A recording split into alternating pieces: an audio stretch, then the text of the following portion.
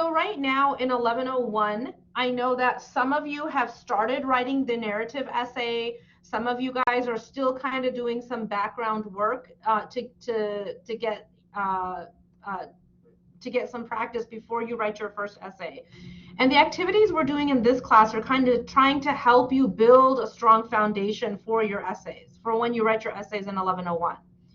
This article that we have up on the screen is yet another way. It's another thing we can do, reading and analyzing a reading and trying to understand a reading. Another thing that we can do to try and help us develop our ideas, to help us grow that knowledge base, that database of knowledge that we have. Um, so I think somebody just joined, so I'm going to share this link again. Control C. I'm going to put it in the chat for the person who just joined, because I think when you guys join, you don't get to see the chat that's already been happening. But let's take a look at. I want to explain some background. I want to tell you guys what this is. This is a textbook that's found online. It's a free textbook, and sometimes I use articles from this textbook. So here you see a picture of a man. Can somebody tell me what his name is? Matthew Desmond. Thank you. Matthew Desmond. When was he born? 1979 or 1980. Right. Very good. Thank you very much. So what is he? What does he do? What's his job? He's a sociology professor. He's a sociology professor. He studies society. And Matthew Desmond has written many books.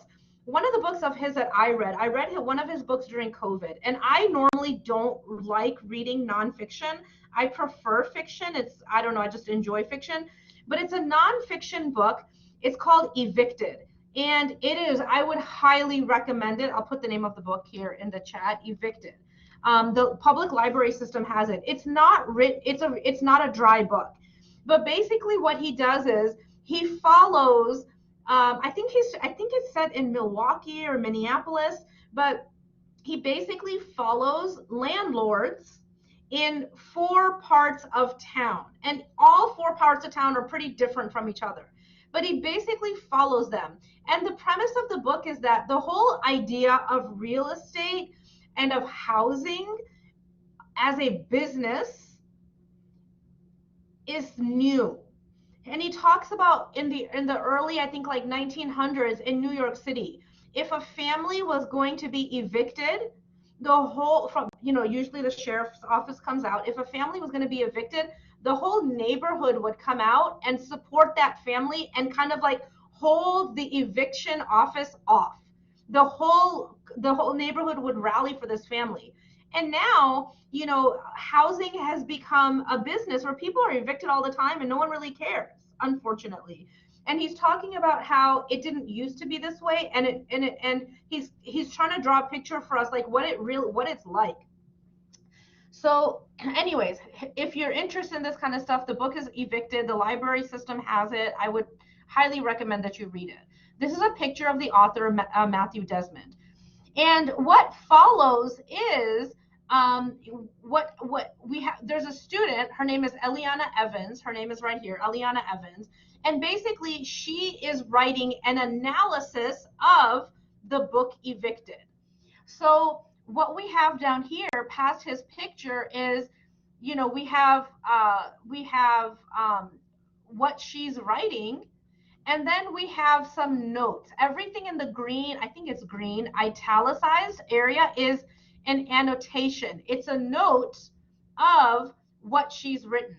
So the reason I've chosen us to kind of take a look at this, the reason I'm going to assign this reading for the week is that there are, first of all, reading is very important for kind of increasing that knowledge base, that database of basic knowledge that you have. That goes back to developing ideas from the first 2 weeks. We've been talking about developing ideas, and the reason we develop ideas is to help us engage. So if we read, we have more knowledge in order to be able to engage with more different people. So we're not going to go through this right now, but basically right now, the introduction to this, I want to spend some time on his picture.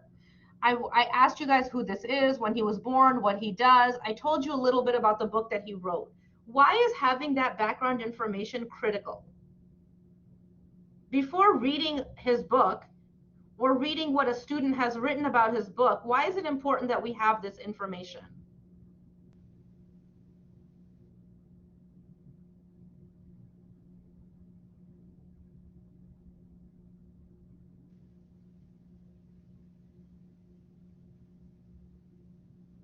Somebody take a stab at it.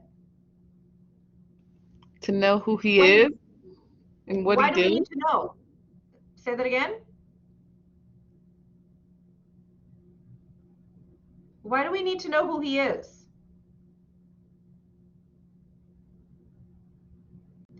When your friend calls you and says, hey, let's go to the movies tonight, what do you ask? Do you just say, okay, or do you ask some questions?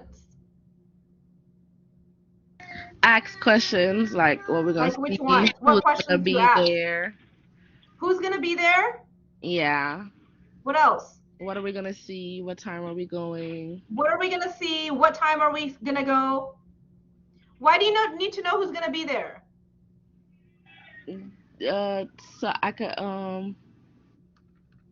could mentally prepare myself to be around. If I know that person, so I can know their energy. Very good. Oh my gosh. She said so she can mentally prepare. She said, what movie are we going to see? Why does it matter? So I could look at the trailer. To get it to see the trailer, she's going to do extra research so that she knows what to expect. What time are we going? Why does she need to know? So I can get ready. Okay, very good. All this information you ask for so you can be mentally prepared, so you can be ready, so you can have a context. So when you're reading something, it's the same thing. You want to know who's the author. What does the author look like? Where is the author from? What generation is he from? What did he write? What else does he write? What's his job? That's going to mentally prepare us for what we're about to read. Now, if this book, Evicted, was written by somebody who, I don't know, who is like a real estate mogul, maybe I don't want to read it. Maybe I don't like that, all my friends and my family members getting evicted. I don't want to read about some billionaire who makes money off my friends is writing.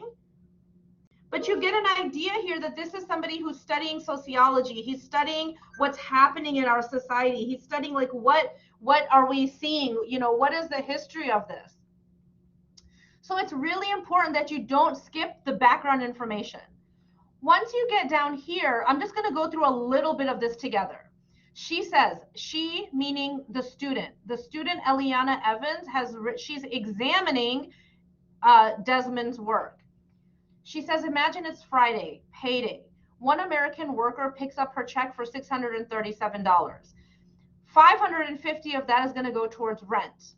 Imagine the $87 that's left has to be used for food, utilities, childcare, medical treatment. Unfortunately, many of the nation's poor don't have to imagine this troubling scenario because it's their reality. In his book, Evicted, Poverty and Profit in the American City, Matthew Desmond follows 8 poor families in Milwaukee, not 4. It's 8 families, but I think in 4 different towns, 4 different areas of Milwaukee, as they struggle to establish and maintain one of our basic needs, housing. He gathers research to promote the study and documentation of human culture, how people live under all kinds of conditions. So she's giving us background about Matthew Desmond's book. And then there's a note here. This note is from the textbook. The textbook is saying that when she talks about his qualifications as an ethnographer, the student is kind of appealing to our our ethos. To our ethics, to letting us know what kind of authority that he has. Why should we read what he is saying? And then she also says that the book is also telling us that by beginning with a real life example, like this person, this American worker, and talking to the reader directly, the writer is emphasizing a hard-hitting point, and the strategy engages the readers from the start. So I want you to guys understand the structure here. This part right here, this is what a student is writing about Matthew Desmond's work, Evicted. This stuff in the italics is it's from the textbook. It's annotating. It's giving a note about what the student just wrote. And the whole thing continues like that. You have something the student wrote, then you have what the textbook is trying to teach you about that. You have what the student wrote and what the textbook is teaching you about that. And it continues throughout the students' ideas about the book. For your assignment this week is to read and study all of this. I'm not going to go through all of it with you, but your assignment is to read and study all of it. Are there any questions about that part?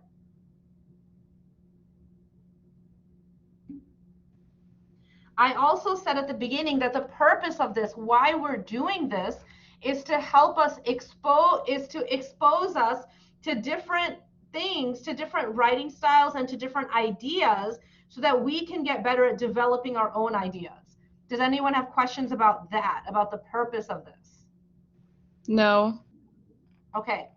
The next thing you're going to do is, once you've read and you've studied all that, you're going to answer these 5 questions, these 5 discussion questions at the end. You're going to do this on a sheet of paper. You can type it or you can handwrite. I think typing might be easier. And I'm going to put in Blackboard, let me show you guys. In Blackboard, haven't created it yet, but in lessons, under developing ideas, I'm going to put a Dropbox for you guys. I'll create a Dropbox for you to put your answers in. And the Dropbox will be called, like, discussion questions, evicted, something like that. And you'll click on it and you'll be able to put in your work over there. I'm gonna stop the sharing for right now. Any questions about that assignment for the week? When is it due? It'll be due, I'll let you know when I put up the announcement. It'll probably be due Monday or Tuesday morning, depending on when we're doing our session next week. It'll probably be due Tuesday morning, but I'll write that in the announcement.